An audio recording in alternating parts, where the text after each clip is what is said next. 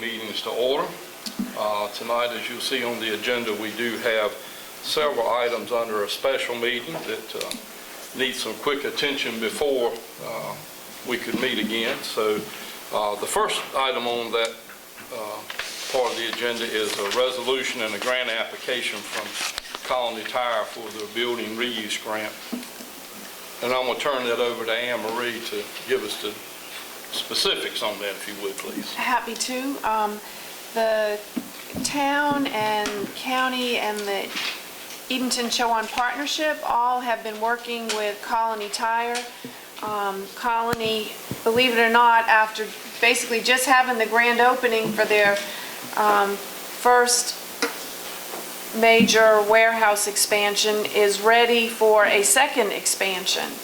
And that expansion project will add about $3.8 million to the tax base and will create 40 new jobs for Colony Tire.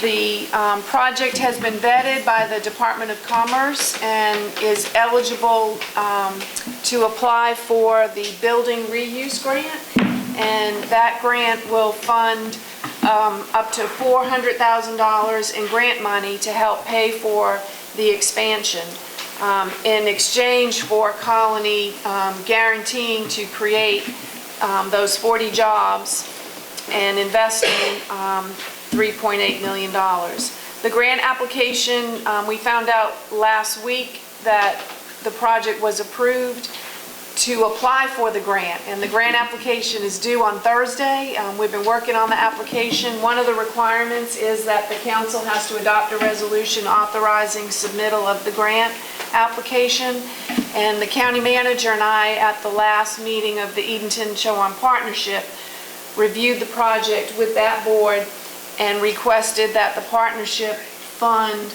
the required match.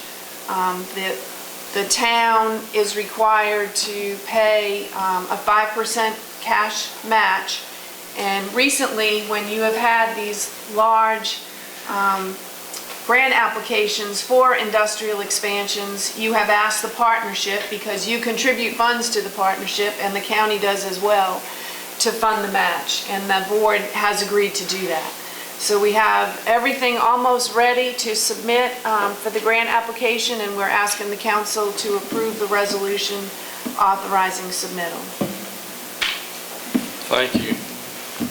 Any questions of Anne Marie about this at all? If not, I'll entertain a motion that we approve the resolution. So moved. Second. I don't guess there will be any further discussion since we've got that. Okay, all in favor say aye. All opposed, like sign. Thank you much. Thank you. How long do they have to guarantee those 40 Well, new jobs? the way it works is the jobs have to be maintained for at least 6 months. Okay. And they have to document that through submittal of paperwork to the state. And that paperwork is through your unemployment insurance, so they know who's there and who's not. I see. Yeah. Okay. Okay, next is the bid award for the wastewater collection system inflow and infiltration abatement project. Anne Marie, if you want to handle that for us, please. I'm happy to. We are recommending that the council approve, contingent upon approval from the State Department of Environmental Quality, the award of the lowest bid to Central Builders. They're out of Rocky Mount. I wrote to the council over the weekend that the low bid is actually higher than the budget, but we are eligible to request additional loan money from the state, and we processed that paperwork today and have received not 100% guarantees, but they are they said the money's available, get your paperwork in, and we should be able to approve it. The town would also have to contribute $40,000 from reserves. This company is Central Bidders. The Wooten Company has done work with them in the past and has several projects with them now and says that they've done good work. They subcontract with a company that actually did the sewer rehabilitation work for us on East Water Street, and they were a good contractor. They know us. He remembered some things about that project that were helpful to us recently. So we're recommending that you approve the bid, the low bid, contingent upon approval from DEQ, but we're going to set aside the alternate bid because there's still a chance that we can get the low bidder to contract with the low bidder of the alternate bid, whose bid was lower than their subcontractor for the alternate bid. So we can do that later. We're trying to negotiate there, but we want to go ahead and get this project moving. So again, we're asking for you to approve the bid to Central Builders, contingent upon approval by DEQ. Looks like your highest bidder was twice as much Yeah. as your lowest bidder. It was quite a range. I don't ever remember us, we had 9 bidders, so there was a Yeah. lot of interest in the project. There were some on the low end that were close together, Yeah. but the high bidder was pretty high. You didn't want a job. I think so. And just to remind everybody that this project is being funded by a zero-interest loan, $1 million loan by the state. Okay. Any other questions of Anne Marie? If not, we'll entertain a, So moved. Second. wow, don't even have to entertain. It just keeps coming. Thank you. Have a motion and a second. Any other discussion? If not, all in favor say aye. Aye. All opposed, like sign. Okay. And number 3, there's a capital project budget amendment for the wastewater abatement project that we just approved. Anything you want to add to that? Okay. Entertain a motion to approve the budget. So moved. And a second? Second. Motion and a second. Any other discussion? If not, all in favor say aye. Aye. All opposed, like sign. Moving right along, budget amendment to the water and sewer fund and the wastewater abatement project. Anything else? Just remind the council that this amendment will appropriate money from fund balance reserves in water and sewer, and then apply that to the capital projects ordinance for the town's contribution of that $40,000. Any other questions? We'll entertain a motion. So approved. Second. Motion and a second. All in favor say aye. Aye. All opposed, like sign. Pardon me for reading off my phone, but my iPad just isn't working, so I'm not playing. I'm not doing any games, I can promise. Okay, and last on our special meeting is the budget amendment to the general fund from the Chowan Hospital grant. Anne Marie, I'll let you handle that. Sure, just a follow-up to the grant agreement that you approved at your last meeting. Virginia Smith, our finance officer, prepared a budget amendment adding that revenue to the general fund and then adding the expense to the police department budget so Chief can order the new AEDs for the police department, courtesy of a grant from the hospital. That's a great thing. I thank the foundation for that. Really great. All right, so entertain a motion for the So budget moved. amendment. So moved. Second. Any other discussion? If not, all in favor say aye. Aye. All opposed, like sign. Thank you much. Just one question. Will they have training? Have you had training on that? Yes, sir. Okay. All the officers have CPR and AED training. Okay. They got CPR cards with the AED on the cards. On the CPR training that says, hey, call 911. Get AED. Real intense. It's a good one, Chief. Any both like this. Think they've been trying.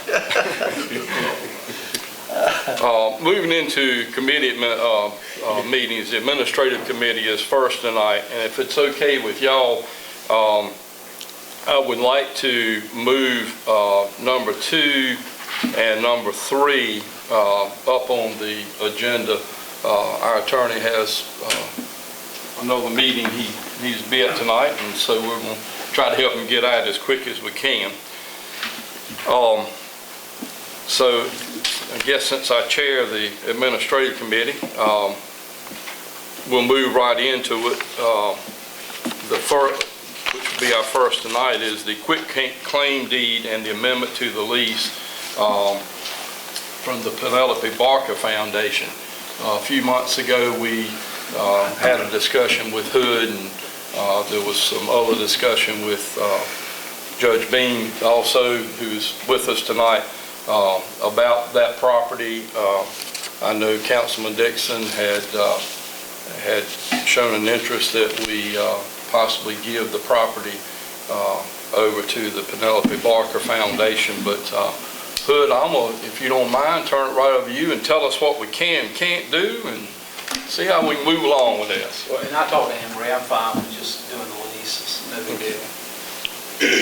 I think, Mayor Pro Tem, we did put this on the agenda before you before, and the only thing that changed was whether giving the property might be a simpler solution, and I think that was kicked around. It also went back to the state cultural folks to see if they were okay with what we proposed. And I think what we've got again is an amendment to a lease that was done in 1977 by your predecessors.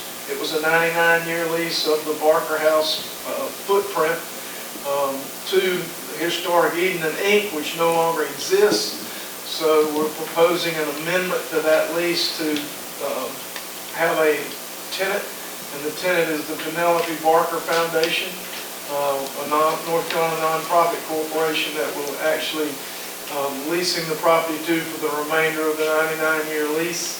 There's also a quit claim deed for the town to sign, simply acknowledging that the town doesn't own the house. The Penelope Barker House was again by gift to, I think, the Women's Club or someone had it moved down, and so we're just acknowledging that as far as we're concerned, the Penelope Barker Foundation owns the house, and they're our tenant, and everything else stays the same.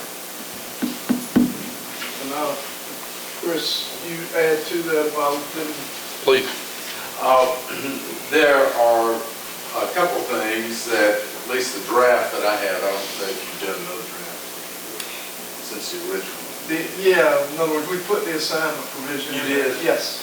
Yep. Okay, I don't have a copy of that. Yes. And, That number 4 right there.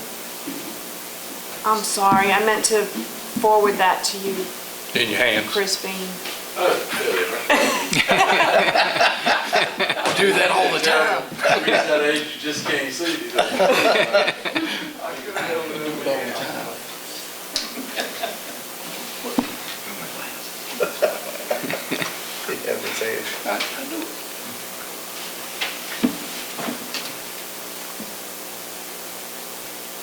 That's exactly what we need, and with that provision in there, right, the assignment, so that it, not initially, of course, it goes to the Edenton Historical Commission, but if for some reason the Edenton Historical Commission were to no longer exist during the term of the lease, then it could be assigned to some other nonprofit corporation whose purpose is preservation and providing and maintaining the Barker House. So, and there's only one other, a little correction of the memorandum of the lease, the actual address is not on the time, so. We can fix Yeah, it. that's easy. Yeah. Thank you very much. Thank you. So if it's okay with the committee, then we will send that on to full council for approval. Okay, and then next, the draft covenants and the redevelopment zone properties. Anne Marie, I guess you're going. I'll start, but then Hood and Elizabeth will jump in and you did a little summary, the draft got marked up a lot, and I think what we were struggling with, and we mentioned this to you at the last meeting, was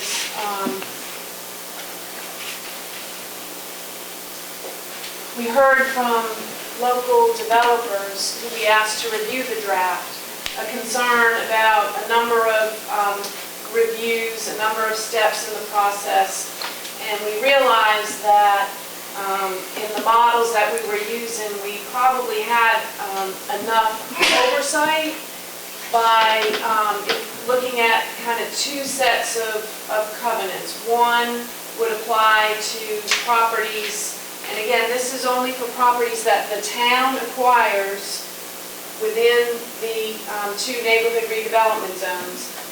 And then we want to sell them, and so the covenants would include all of those requirements that you've read in your draft, but who would be responsible for reviewing any changes to the exterior of the properties. And we kind of, I think, went a little overboard because we were wanting to be really cautious and concerned, and then we heard from the people in the field, wait a minute, this is a lot of oversight. And so we stepped back and we thought, well, the Edenton Preservation Commission, they do a fantastic job. They're very diligent. Elizabeth staffs that board. They review and approve any changes to properties within the historic district. So why not let them continue to do what they're trained to do, what you appoint them to do. And then for properties that are outside of the district, because both redevelopment zones include properties that are outside of the local district, but are in what's called our National Register District. So if any changes are contemplated to the exterior, that those would be reviewed and approved by the staff, but using the Secretary of Standards for rehabilitation. Elizabeth and Hood, anything to add? No, I think the simpler is definitely better. Can I ask a couple questions? Absolutely. Are you wanting to ask questions, or? Yes, yeah. Okay, so the historic district does not protect from demolition. They can, 1 year, you wait 365 days, you can tear down anything. So I think we need an anti-demolition clause in there to make sure that we work really hard to get this done. And then unless you declare it a statewide landmark, like was done with Wessington and Pembroke Hall and some houses, there are no teeth at all to keep demolition from occurring. The second thing is, and I think that's on both of them, we need to have that in there. I think there's some properties that are so special, like the Batham House across from Katie's Church, that I think we need to have some regulation of the interior. That exuberant woodwork is probably the most significant African-American contribution to architecture in Eden, if not further. And I think that we need some protection of that going forward. Not all properties, but some have some real historic significance, and I think we need to have, as the historic district has no authority to regulate that. Well, I think we can write it in to let them have that. I think that'd be pretty easy to do. But I think we need to have some control over, since we're buying it, just like a Preservation North Carolina property, they get the full thing, and then they don't necessarily, you don't have to not agree. I mean, you can always agree, but it gives you some form of protection for somebody that wants to come in and strip the interior, all of Hannibal Badham's interior out and throw it in the yard. At least you got some ability to have a decision at that point. Do you see what I'm saying, Elizabeth? I do. I wonder if there's a way to have, this is a question for Hood, a way to have in the covenant some sort of language that refers to special consideration of. I thought we were going to grade them like A and D, and then we had talked about doing that at some point. We had, but that would take us some time to get to that point, I think, to do the grading. And they're our covenants, so we can always change them if we wasn't working. I mean, it's And I not think like, you could put in the covenants, like have one of the covenants, just have you gotta check the blank that applies, either interior is regulated or interior is not regulated. Right. I think that's fine. what I was. Which Yeah, I think reminds that's you, fine. every time you deal with a property, you gotta check one or the other. and Right, That that's, way you. because I mean, the majority probably aren't, right. don't But need there to are- do- But there are some incredible, interiors that need to be protected. Right, I agree with you. I think we can figure out a way to accommodate that. And who can we Sounds get like- the anti-demolition language in Yeah, there?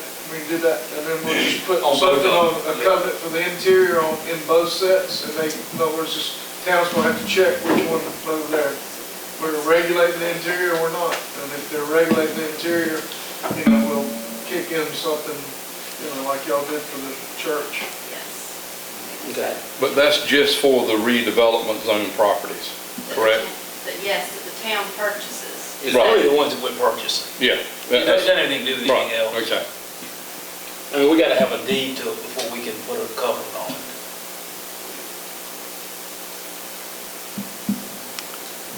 Any other questions?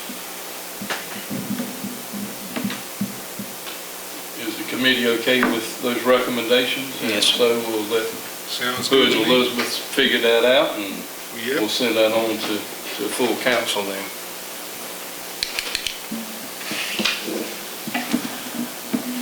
Okay, Yes. Thank y'all very much. thank you very much. Thanks, Hood. Moving the agenda.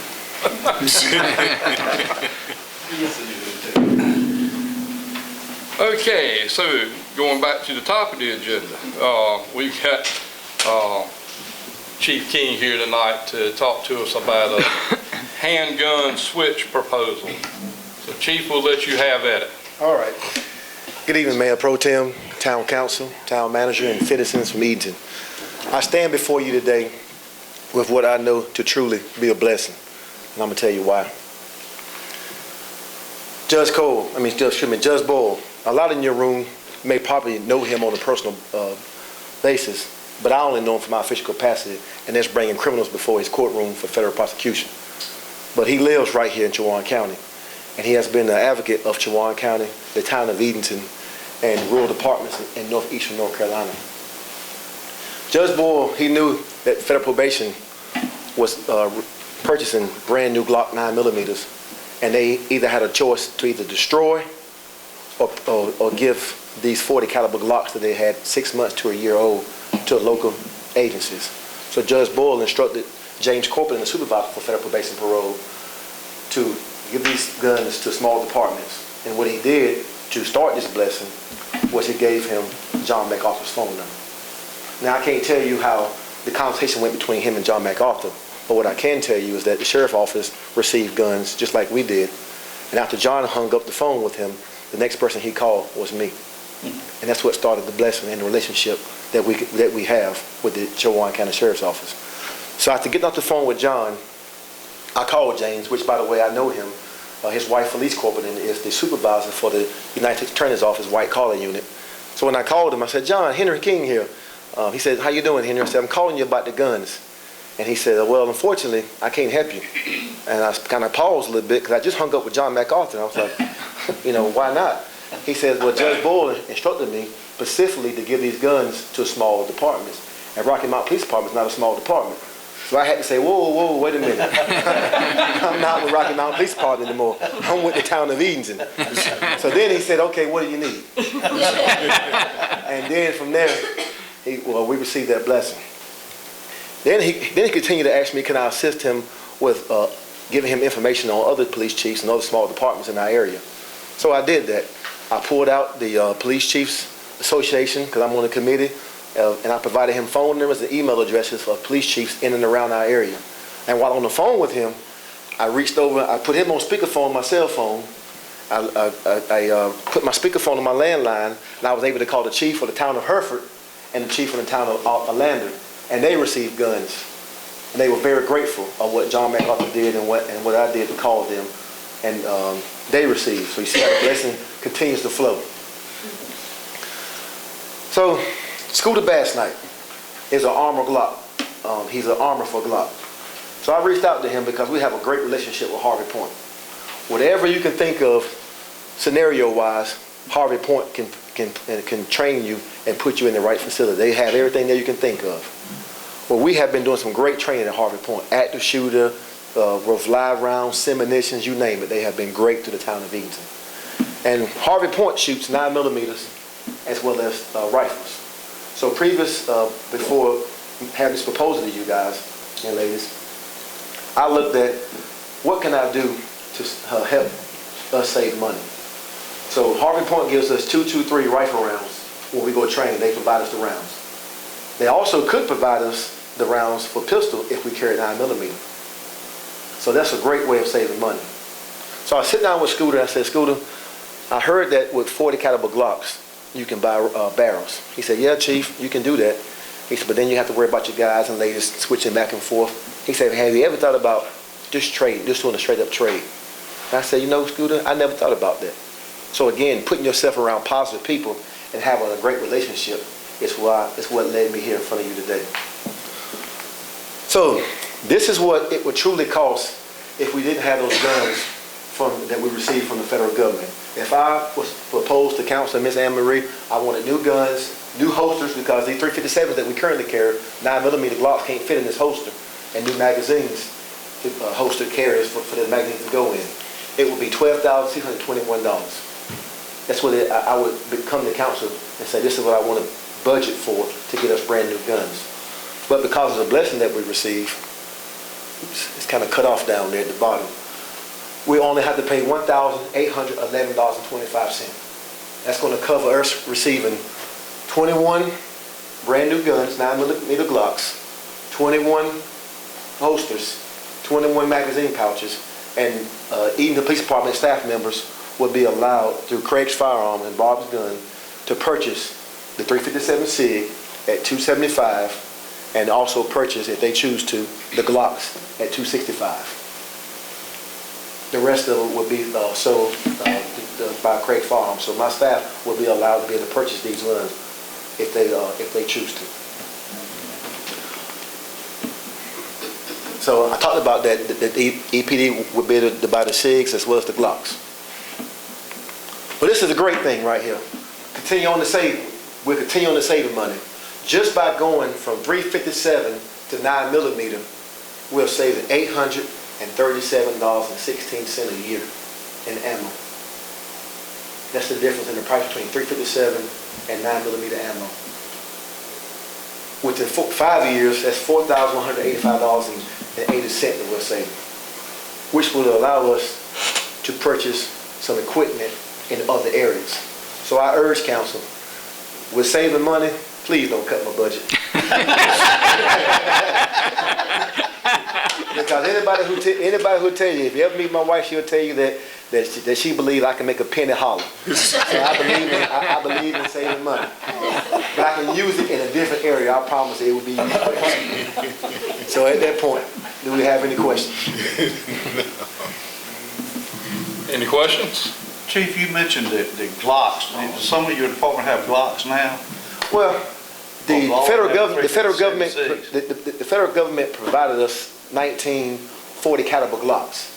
And what I was thinking, Councilman, was I knew that with Glock, you can take the 40 caliber barrel out of the Glock and purchase a 9mm barrel, and that would have allowed me to send my guys to Harvey Point to shoot when they're training, but shoot their 9mm. Okay. But what my concern was, them switching back and forth with the barrels. I got you. And making a mistake forgetting to put the 9mm barrel 40 caliber back in the 40 caliber, and then putting the magazine in there and then having an accident or something. That could be catastrophic. Yes, sir, it could be. But what kind of, we use now, we have... We carry the 357 SIG is what we carry. And these guns were purchased in 2008, so they're 11 years old. I'm still a little bit confused on the 40 Glock. The federal Judge Board ordered that the federal government probation parole give those guns to small departments. So we received 19 of those. Okay. Chawan County, Sheriff's Office, we did, Oleana's. There were several departments that received Pequemas County. So you've got some of the 40 caliber Glocks and the 9mm. Yes, sir. Oh, okay. Yeah, no, sir. What happened is we currently carry the 250. We currently carry the 357 SIG. This is what Right. belongs to town. Okay, I'm with you on that. We received 19 Glock 40 calibers. Okay. All this together is going to allow us to get the state-of-the-art new 9mm Glocks. We're gonna, Okay. we're gonna. That's what- It's a trade, it's a trade. I'm with you now. Yes, sir. That was confusing. Yes, sir. And maybe I confused you, I'm sorry about that. I'm just so excited that we was able to. Thank you for saving us some money. Thank you for saving us some money. Back up a couple of those if you don't mind, Yes, Chief. sir. All right, go forward one. Here. No, go ahead, go forward. One more. Right there. Is it just your police department that can purchase those? Well, because I can arrange it to where if someone has a permit, but because law enforcement, we don't need permits, we just Right. need our badge and gun, I'm setting aside the guns that the officers want to buy, and the rest of them will be going to Craig Firearms. And he's going to work with Bob here local to set it up to where we can just go to Bob and purchase our weapons. But those extra guns will be, I can coordinate with Craig's Firearms and say, hey, we have some people that's going to have permits that want to come purchase it that day. Okay. Because once, Mayor Pro Tem, once I give those guns to him, and I'm gonna separate them, you know, he has the FFL license. Right. You know, they're his. There it is. Gotcha. Okay. Any other questions? All right, well, thank you. Thank you, sir. Committee, how y'all feel about this? Fine, bring it up at the, Send it on? send it Great on. opportunity to Yeah. send it on. Hey, Chief, remind me one thing about Glocks. They don't have a safety on them, do they? The fingers, your fingers is the safety. On the Glock? Yeah, or any gun, really. Well, I know that, but Yes, sir. they do not have a No, safety. they don't have a decock Right, level, yes, okay. sir. Thank you. Yes, sir. Yeah, let's get rid of the Glocks on something else.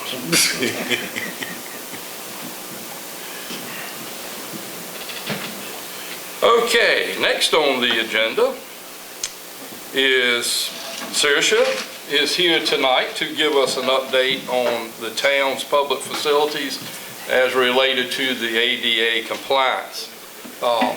So thank you for being here. Thank you for already taking on this job seriously and doing a great job, so I understand, so I'll let you have it. Absolutely. Thank you for having me, and good evening, Mayor Pro Tem and Council, everybody else. Thank you for having me tonight. So I just want to go over some of the work that I've been doing for the ADA compliance project. So this is a little, can everybody hear? This is a little overview, which you can't see very well. It's not great quality in this picture, but this is pretty much a game plan that I've made up that has where we're non-compliant, what the non-compliant, what we need to do to get there, and then pretty much just like a guideline that I'm going to follow to get this done efficiently.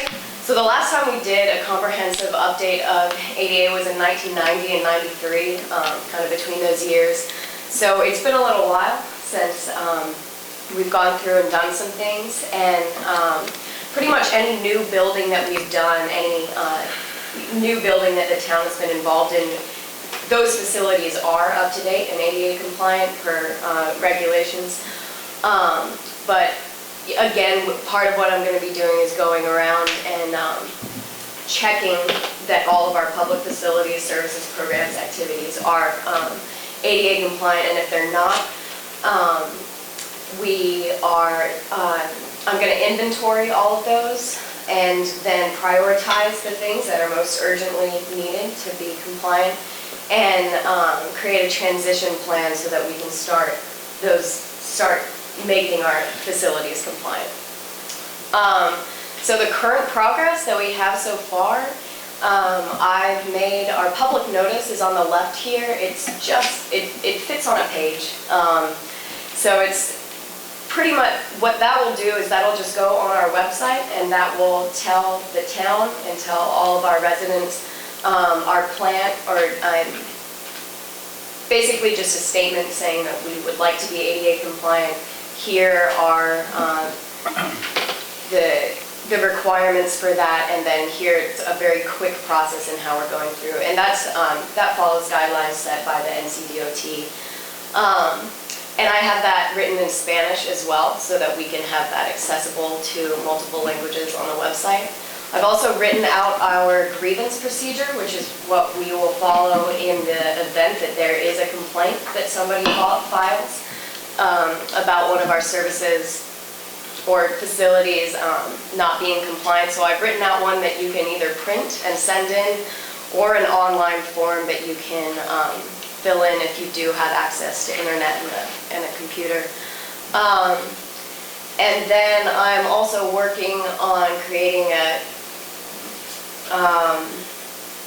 a folder for our ADA coordinator that will have all of these resources in one place, and pretty much everything that he needs to know to continue on with that. Moving forward, so this week is when I'm going to be going around to all of our departments and doing a survey of what things are compliant and what things are not. And that involves going around to the roads that the town maintains, not that the county maintains, but that the town maintains, and making sure that we do have, you know, curbside access, things like that. I'm also going to set a date for a public input forum where people, or some way that people can, that the public can have input on our self-evaluation and on our transition plan, so that we have our residents' input on that. And part of that will be doing outreach with social media and making sure that'll be like on our website or things like that, so that the public's aware of everything that we're doing. And that is that's a requirement of the ADA. That's a requirement. And then complete the self-evaluation plan, and upon completion of that, we can pretty much make a transition plan and be ADA compliant in the eyes of the state. And so that's pretty much what it takes.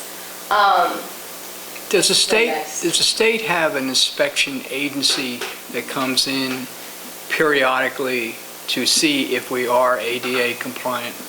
Do you know of, is there a federal agency that might come in? I'm not. Do you know? Yeah, so pretty much that is all run by the Department of Transportation. Okay. And they will technically have people who come and do checks on our ADA compliance, but they're not going to be coming out and like measuring the curb size or like really getting into the nitty-gritty details. Yeah. They pretty much want to be able to check that we have all of these things available on our website and that we are in the process of getting these things done, and that pretty much makes us compliant. I think this all has come about because of some federal regulations, and because DOT receives federal funds, and municipalities that receive in excess of so many hundreds of thousands of dollars are required to do this assessment. Gotcha. I'll tell you that early on in the process, when we started getting notices from the state, before we even knew we were going to get an NC, a lead for North Carolina fellow, we solicited proposals from consultants, $25,000, $30,000, $35,000 to do this kind of work. And Saoirse has got us on track to be in compliance and to have a transition plan. So I'm really, it's another example of the value that she brings to the town. Thank you. Are there any other questions? Questions? So this was the next thing on the agenda, I believe, and I It just is? have it on the same presentation. I can continue. Keep right on. Thank you. All right. So the next thing on here, so this is the World War I Centennial Project, and this is being put on by the North Carolina National Guard and Museum Foundation. So what this is going to be in honor of is going to be when the 30th Infantry, which was pretty much made up of a lot of people from North Carolina, South Carolina, and Tennessee, when they broke the Hindenburg Line on September 29th, 1918. And that was part of the Allies' 100-day offensive. So just a fun fact, we are known as the Old Hickory Division because we are mostly comprised of these 3 states, and that was because of our connection to Andrew Jackson. So a historical connection there, fun nickname. But again, this was a really valiant effort on the part of our soldiers. And this was the greatest single day loss of life for the NCNG since its founding in 1766. And out in North Carolina, 85 of our 100 counties experienced loss of life on that day. So it was very significant and really honorable of our soldiers. The person from Edenton, so we've been contacted by the NCNG with a request to help fund a monument that they would like to create in honor of these events. And they're requesting a small amount of funding from us in honor of Fred Bass. He was a native of Yokin. You nailed it. Here. Again, he was in Company 1, the 119th Infantry, 30th Division, and he was one of the soldiers that died charging the Hindenburg Line that day. He's been buried in Arlington National Cemetery on April 21st, 1921. And then Callie, Patty, and Robert Bass were family members here. So Robert was his father, Callie was his sister, and Patty was his mother. And again, he died when he was approximately 25 years old. So the monument itself, there would, so again, this is organized by the North Carolina National Guard and Museum Foundation. There'd be a commemorative monument placed in France on the site of the battle. And there would also be a new monument placed in our state capitol grounds. What they're requesting from us is $1,000 to, they're requesting from each town or each community where there was a fallen soldier to contribute $1,000 to help fund this monument, and then also they're requesting 8 ounces of soil to be placed both in France and then on our state capitol grounds. Right now, we've requested from the county that they help us help us in this contribution and split that, so it'd be $500 from the town, $500 from the county. I believe that is still in process, so we're not sure what the county thinks about that yet, but that is where we are at right now. Thank you so much. Can I add something? Yes, sir. My granddad was the captain of that unit. Really? Yeah, so it's so neat, personal to me. Within the I got a call from 30th John Division? Barrett. 30th Division? 113th, yeah. Yeah. And I got a call from John Barrett. He's, just trying to get up with me about it. So it's really so personal. That's neat. What does the 8 ounces of soil from Edenton represent? So I believe that they're requesting 8 ounces of soil because they're requesting that from each of the communities, and to create a personal connection with that soil in France to, where these soldiers sacrificed their lives, and as well as in the capital, so that can create a sense of unity within the project, is I believe their intention.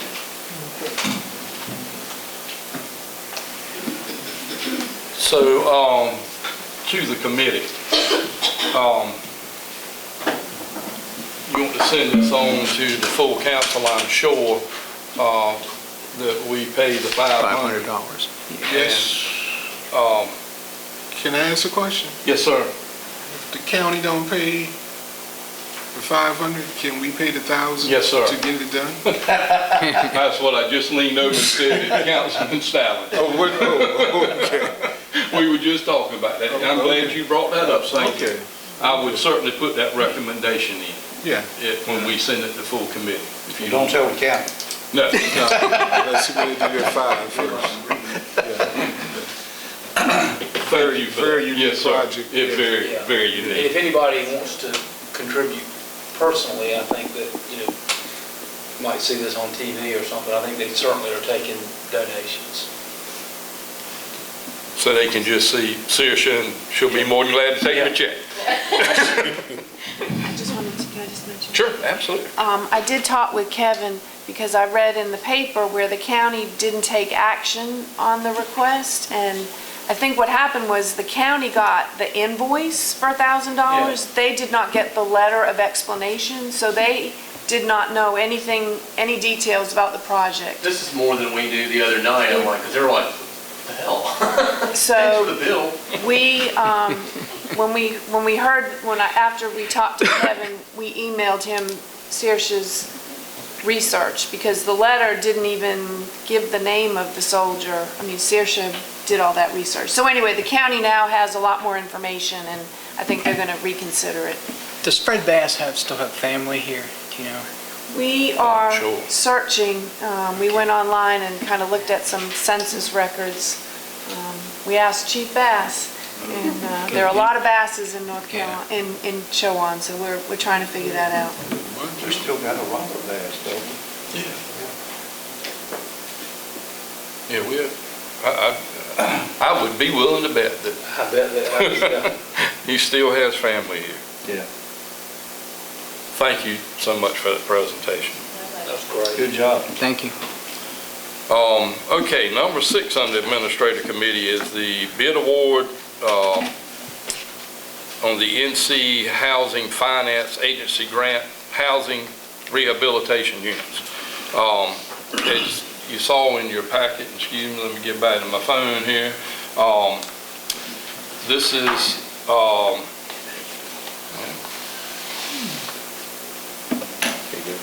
yeah, thank you. They have, Anne Marie have received bids to rehabilitate the two houses, and the Wooten Company had reviewed the bids, recommended award to William Holly. I think, yeah, Anne Marie had in there that they had used William several times, never had a problem, and I can understand that. I mean, you don't hear anything but real positive things about his construction company.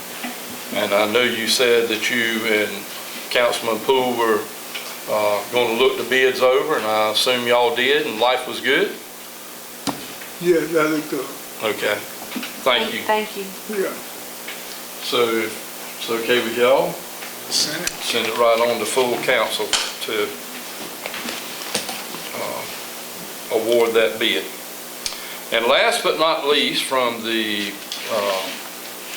Administrative Committee, the Airport Engineering and Planning Service proposal.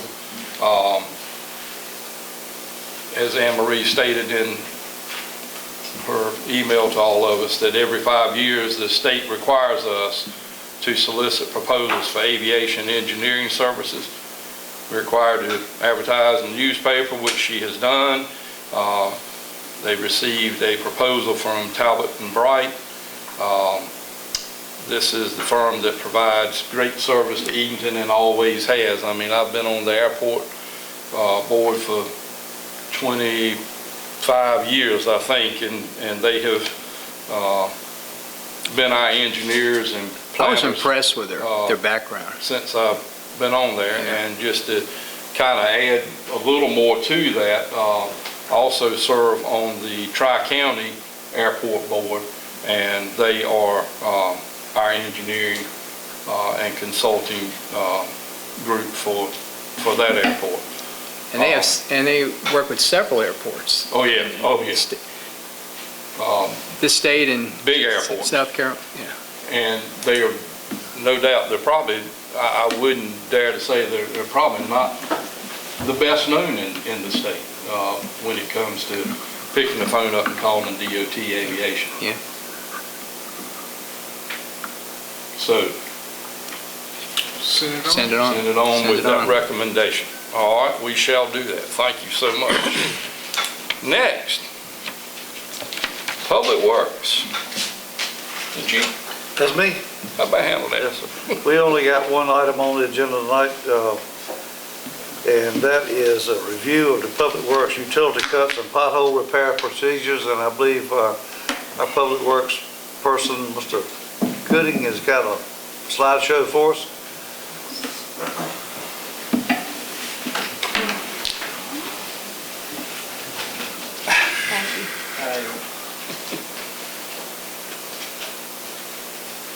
Good evening. Kind of want to, I guess, wrap things up with just a real broad overview, really, of what our streets division does within the department, as far as street maintenance, and also really how we are geared towards our paving operations, just what we do, what we're capable of doing. If any of you have taken part in the Citizens Academy, you may see a couple of slides, a couple of items that are just some overlap from that. But looking at our streets and stormwater department, we maintain all the roadways, sidewalks, crosswalks, parking spaces, street signs, curb and gutter and driveway entrances. The town currently has over 25 miles of roadway that the Public Works Department oversees. Our streets and stormwater crew work very closely with our sanitation and our landscaping crew. There's just kind of some overlap in what these guys do on a day-to-day basis. They really kind of flow to work when there's a void or anything that these other crews may need help with, because most of these guys are certified to drive the larger vehicles, and/or they can really handle kind of the A-boom mowers or the big side mounts that maybe some of the younger, less experienced landscaping crew members may not have the ability to operate. We have 4 guys that work on our streets and stormwater crew, and this includes the supervisor. What this shows is the most recent POW bill map that the supervisor uses, as well as the rest of the administration, to decide kind of who does what within the town. If you look, there really are 3 colors that kind of identify who has what responsibility. If you look at everything in black, you can see really what's the town maintained streets. We do have some overlap in red with the NCDOT maintained roadways. These are usually your NC 17, NC 32, and a few roads that over time that the town and the state have had some back and forth on, and either the state, took ownership or the town took ownership. So this is somewhat of a moving target, or has been over the years. And believe it or not, we actually do have in green a good 2 handfuls worth of privately owned roadways. These are ones that town maintenance ends. We do provide general utility service on these roadways, but as far as the street maintenance and upkeep, Public Work really doesn't have much input on those. As expected, most of your major roadways coming in NC 17,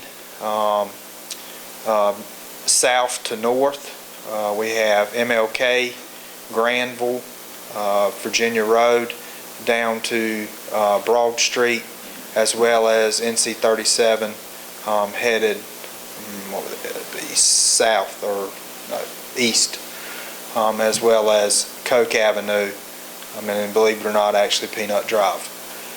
And so this really kind of shows you there's a fine balance between the town's roadways and the NCDOTs, and we really do work with those guys to try to plan around what we need to do versus what they need to do, what's their long-term projects, what's our long-term projects, to try to make sure we don't, do anything twice.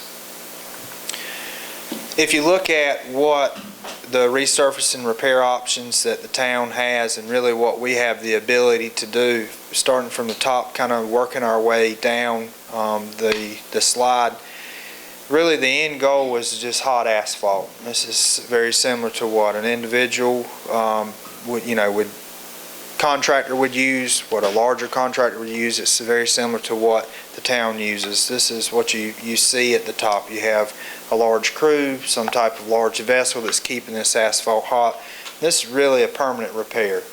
And when we say permanent, as long as the road isn't going to be resurfaced, it's pretty much there for the life of the asphalt. It's planned to be kind of the end game. That's really what you're looking for until you reach the roadway's life expectancy, where the whole street may be resurfaced. If you make your way down to our second, this is where we have cold patch. This is a semi-permanent repair that the town has the ability to do, as you can see here. And most of the time this is done in an area that may be low traffic until we can get to the point of coming back and actually doing a hot asphalt repair. Or it may be something that we can't do right now because it's 15 degrees outside. Really any temperatures below 50 degrees, you really struggle to get the asphalt to Edenton from Jamesville or Elizabeth City in a manner in which you can keep it hot. And even if you did keep it hot in traveling from wherever we made the pickup to town, you really struggle with that surface being cold. And you know, that hot asphalt really doesn't want to bind to that cold roadway. So we use a lot of cold patch really during the winter time, or if we know that we may have one of our roads that's going to be resurfaced, that we know we're getting ready to pave that. But it does hold up a little bit better than some of the ones that we're getting ready to talk about that are further down. Boy, did you say 50 degrees? Yes. So if we're above 50, we can kind of work with it by trying to heat it up, but really that's kind of your cutoff point as far as asphalt's always better hot to hot. And so we try to be cognizant of that to make sure that we don't put something down that delaminates from the existing surface. But the cold patch is really designed for those lower temperatures because everything's already there. It's already mixed in. It's something that we receive by the pallet load versus something that you would see in maybe a hot asphalt where we've got a hot box or a dump truck. The third thing, or the third type of repair that we make, I think this may have created some of the confusion that we've had in the past, is we have what's called asphalt millings, and that's actually used asphalt from where we accumulated a bunch of this from some of the resurfacing work that the town had this past year, as well as some of the work that DOT performed on NC 32 headed out towards Gates County. And what this is actually old asphalt that's ground up. And really where you benefit by having this is it really holds up in more of a pothole during a warm winter month a lot better than the cold patch or maybe just like a sand and rock mix would hold up. We've used this past summer for some of our smaller places because it really gives us enough time to get a quantity up of around 4 tons, which we can actually send out one of our pieces of equipment to go get hot asphalt. It gives us the time to come back and make more of a permanent repair. And it actually holds up a lot better than your sand and stone. You say, well, why do you use sand and stone? This is kind of our fourth repair. This is also a short-term solution. And if you made your way down any streets and you've seen what looks like gravel in a utility cut or a pothole that we have prepped, we really do that because it's in a high traffic area. When you have a repair that's deeper than just your surface asphalt, you have to put some type of base back in, and you really do need time to allow things to compact. If we came in with sand and soil and then come right back in within a day or two with hot asphalt, we'd have a dip. So if you say, well, why in the world are you guys leaving that stuff out there longer and coming back over 2 weeks? Because we really need to get the traffic over that to really pack that in, so when we prep for hot asphalt, we won't have to revisit that one location. Example is that down by the freeze on 17? We actually have some of the millings there. Okay. Okay. But like what we just done on North Broad closer to Colony Tire, we know that we're going to have really heavy vehicles up there. There's no need in putting millings or hot asphalt there. We need those trucks from Colony Tire, from Peanut Drive, to make their way back and forth across that so that stuff can really settle and pack, and then we'll come in with asphalt to fix that. So if you've been in the north part of town, you have probably seen a sand rock mix. And that's really to get us a good base, because you need a good solid base, and then you kind of want about a 4-inch opening. You actually come in and remove some of that base, because it's settled, and you can put about 4 inches of asphalt in that utility cut. Yes. I have seen public works in some places. They use a torch, a lot of torch, to heat the asphalt. And after they pack it down, where they use a packer like that, or some other type, like the one up there. Yeah. After they pack it, they put sand over top of it. Yes. The reason that we put sand on fresh asphalt is to keep a layer between your vehicle tire and the actual asphalt. So you pull up that sand when you drive over the repair versus getting asphalt on your vehicle. And so that's the intent. Yes. Yes, it does. And we do that a lot if during the winter months. You'll see that a lot on the cold patch, because it really takes some time for that stuff to set versus a vehicle coming in and pulling it up, either turning or just from general traffic. Not sure what that is. But yes, we do use sand also. I did want to show one video because we're talking about the town and NCDOT working together and kind of identifying what we repair and how we actually do the repair. And I think this probably provides the most visual aid for how a crew would work through what we do. So I did borrow this from DOT.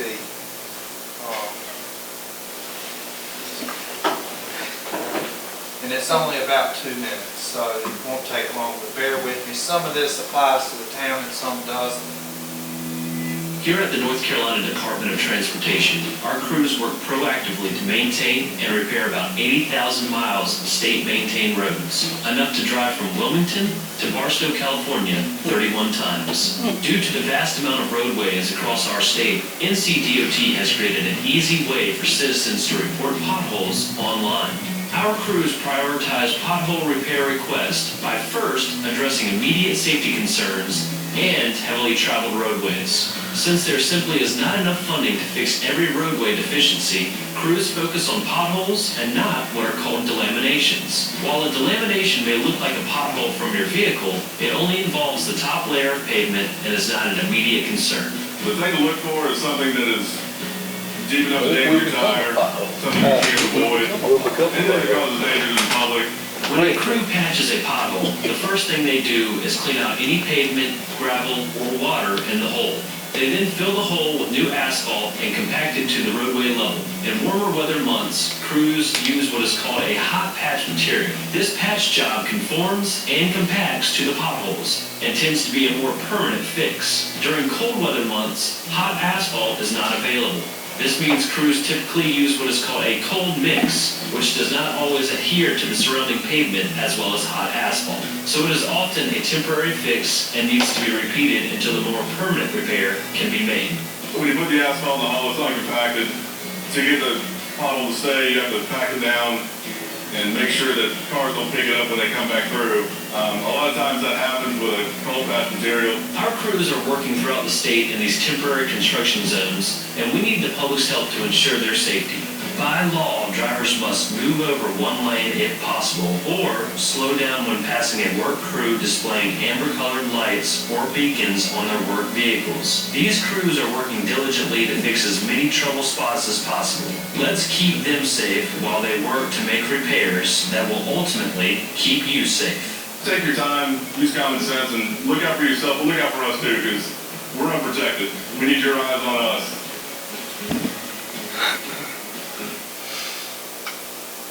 I did want to share that because not only are there concerns here in town, but some of these roadways actually may be DOT maintained roadways, and every voice counts when we want to consider how we make the repair and when the repair is made.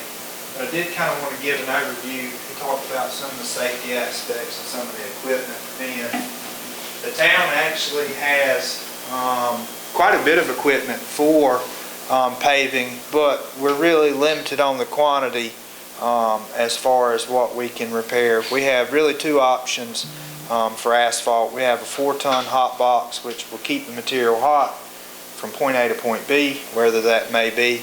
And then for our larger utility cuts where we may go from one side of the street to the other, we can get about 10 tons of asphalt in one of our small dump trucks.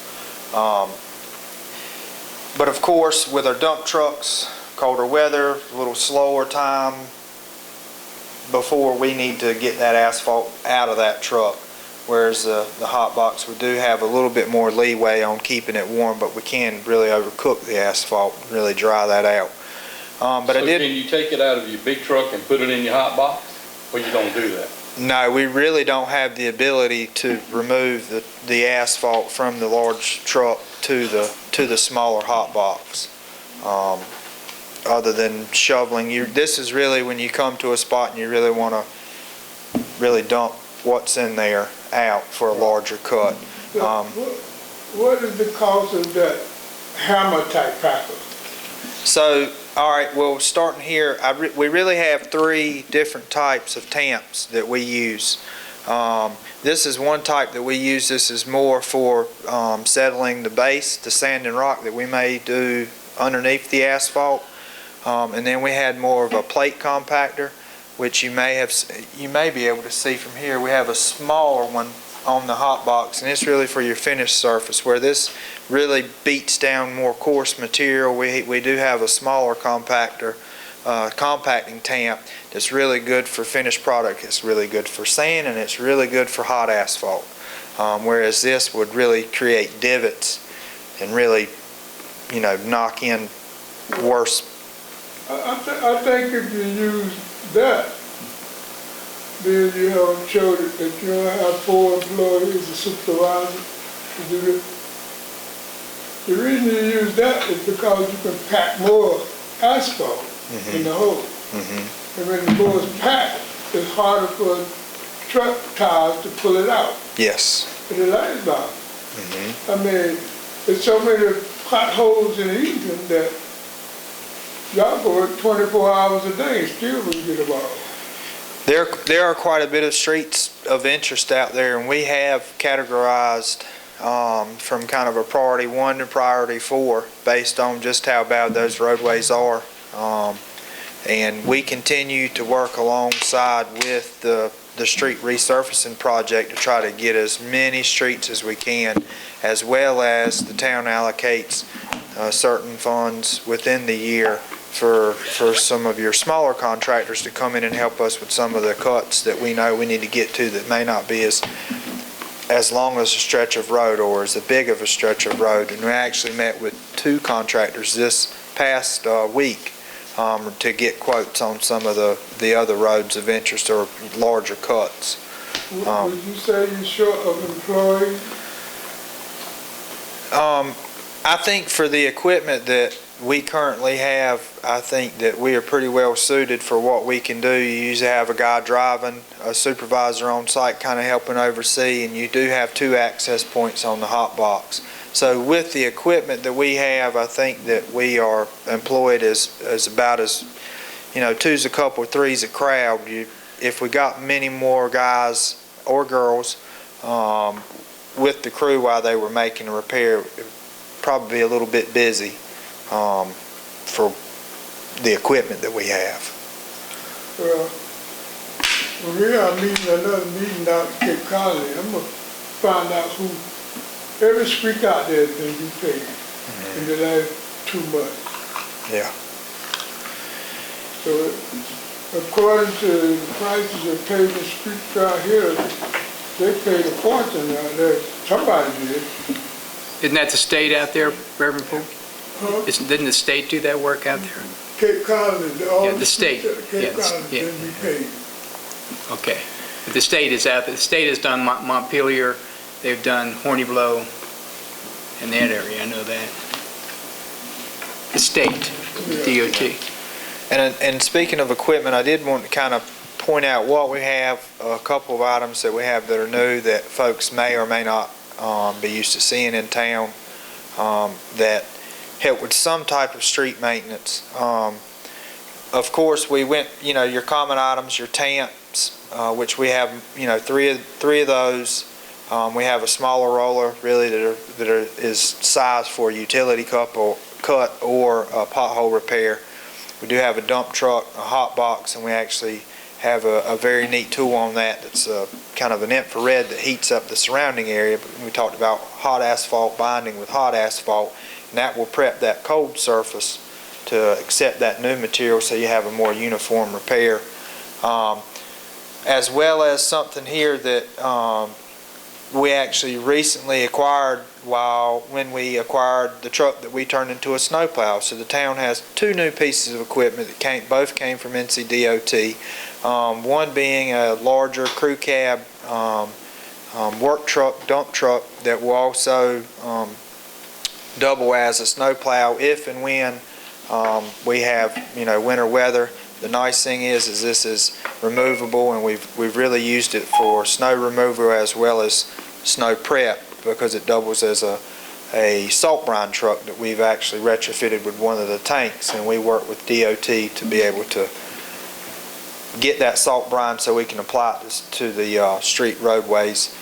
And what was on this truck, because it was a signed truck for the state, was a safety attenuator. So one of the things we learned within the past year, we had an incident where we had a vehicle come through a work zone, potential for a crash into one of the town trucks. So we modified the attenuator per the manufacturer's standards.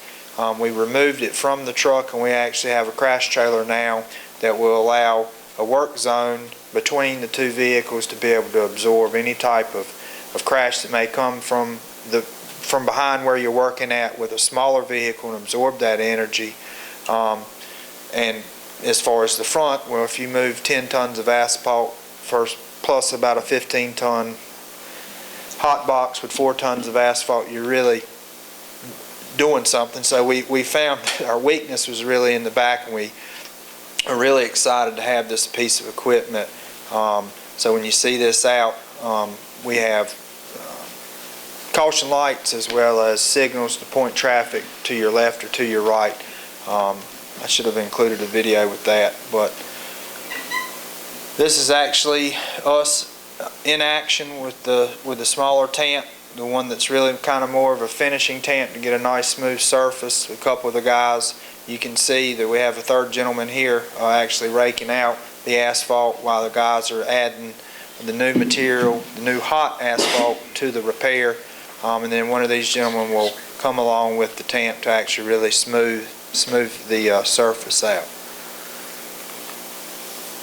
And that's really what our streets and stormwater guys do as far as paving. Does anyone have any questions or concerns or comments in addition to what we've already discussed?